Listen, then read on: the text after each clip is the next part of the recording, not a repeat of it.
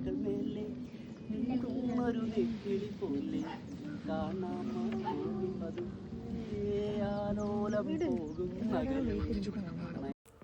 കഴിഞ്ഞ സാറ്റർഡേ ഞങ്ങളെല്ലാവരും കൂടെ മൺട്രോത്തുരുത്തി പോയിട്ടുണ്ടായിരുന്നു. അച്ഛൻ്റെ അമ്മയുടെ വെഡിങ് ആനിവേഴ്സറി ആയതുകൊണ്ട് തന്നെ മാമനും ഞങ്ങളുടെ കസിൻസും ഒക്കെ വന്നിട്ടുണ്ടായിരുന്നു. അങ്ങനെ ഞങ്ങൾ മൺട്രോത്തുരുത്തി പോയി. ഇത് ഒരു കസിനാണ് കേട്ടോ. എൻ്റെ ഒരു കസിൻ എന്ന് പറഞ്ഞാൽ എന്നെക്കാട്ടി 10-20 വയസ്സിന് ഇളയതാണ്. എന്ത് ചെയ്യാനാണ്, സാധാരണ എല്ലാവരുടെയും കസിൻസിനെ കാണുമ്പോൾ കൊതിയാവും ഒരേ വേവ് ലെങ്തൊക്കെ വരുന്നത്. ഈ പുള്ളി നല്ല അടിപൊളിയായിട്ട് പാട്ട് പാടും കേട്ടോ. കാറ്റേനി വിശരുത എന്നുള്ള പാട്ടാണ് ഈ പുള്ളി വേറൊരു ടോണിലാണ് കേട്ടോ പാടിക്കൊണ്ടിരിക്കുന്നത്. പുള്ളി ഭയങ്കര വൈബുമായിരുന്നു. ഞങ്ങൾക്ക് നല്ലൊരു കമ്പനിയായിരുന്നു കേട്ടോ പുള്ളി. അങ്ങനെ ഞങ്ങളെല്ലാവരും മാമനും മാമി ഞങ്ങളെല്ലാവരും കൂടെ പോയിട്ടുണ്ടായിരുന്നു.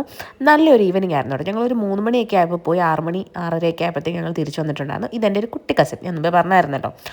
അങ്ങനെ മൺട്രോത്തുരുത്തിൽ ഞങ്ങളെല്ലാവരും ഫസ്റ്റ് ടൈമാണ്. സാമ്പ്രാണിക്കൂടി പോയിട്ടുണ്ടെങ്കിലും മൺട്രോത്തുരുത്ത് ഫസ്റ്റ് ടൈമാണ്. ഇത് എൻ്റെ വേറൊരു കസിനാണ്.